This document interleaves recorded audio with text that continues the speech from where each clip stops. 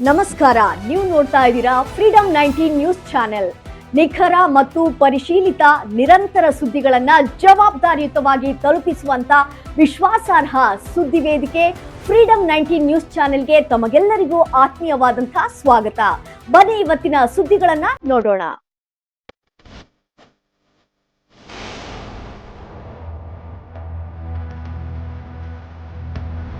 ಸರಕಾರಿ ಖರಾಬು ಜಮೀನು 25 ಎಕರೆ ಜಾಗವನ್ನ ನಿರಾಶ್ರಿತರಿಗೆ ಕಡು ಬಡವರಿಗೆ ಹಂಚುವ ಬಗ್ಗೆ ಚಿಕ್ಕಬಳ್ಳಾಪುರ ಜಿಲ್ಲೆ ಬಾಗೇಪಲ್ಲಿ ತಾಲೂಕಿನ ಪಾತಬಾಗೇಪಲ್ಲಿ ಗ್ರಾಮಕ್ಕೆ ಸೇರಿರುವ 25 ಎಕರೆ ಜಮೀನನ್ನ ಜಿಲ್ಲಾಧಿಕಾರಿಯಿಂದ ಅಪ್ರೂವಲ್ ಮಾಡಿಸಿ ಕಡು ಬಡವರಿಗೆ ಉಚಿತ ನಿವೇಶನಗಳನ್ನ ಹಂಚಬೇಕೆಂದು ಭಾರತ್ ಮ್ಯಾಕ್ಸ್ವಾದಿ ಪಕ್ಷ ರೆಡ್ ಫ್ಲಾಗ್ ಪಕ್ಷದ ವತಿಯಿಂದ ಮುಖಂಡರು RM ವೆಂಕಟಾಚಲಪತಿ, ಹಿರಿಯ ಮುಖಂಡರು ಮನ್ಸೂಬ್ ಅಹಮದ್, ಯಳಂಪಲ್ಲಿ ವೆಂಕಟರಮಣಪ್ಪ ಹಾಗೂ ಮಹಿಳಾ ಮುಖಂಡರು ಮುಬಾರಕ್ ಬಾನು, ತಹಶೀರ್ ಜಾನ್, ಚೌಡಮ್ಮ, ರೆದ್ದಮ್ಮ ಮುಂತಾದವರು ಈ ಹೋರಾಟದ ಮಾಜಿ MLA ಶ್ರೀರಾಮು ರೆಡ್ಡಿ ಬಲಗೈ ಆದಂತಹ ಮಂಜೂರು ಅಹಮ್ಮದ್ ಮುಖಂಡತ್ವದಲ್ಲಿ ಹೆಚ್ಚಿನ ಸಂಖ್ಯೆಯಲ್ಲಿ ಮಹಿಳೆಯರನ್ನ ಸೇರಿಸಿ ಬೃಹತ್ ಹೋರಾಟದೊಂದಿಗೆ ನಿವೇಶನಗಳನ್ನ ಪಡೆಯುವ ತನಕ ಆ ಜಾಗದಲ್ಲಿ ಗುಡಿಸಲನ್ನ ಹಾಕಿಸಿ ದೀರ್ಘಕಾಲ ಹೋರಾಟ ನಡೆಸುವುದಾಗಿ ಪೂರ್ವಭಾವಿ ಸಭೆಯಲ್ಲಿ ಒಮ್ಮತದಿಂದ ತೀರ್ಮಾನಿಸಲಾಗಿದೆ.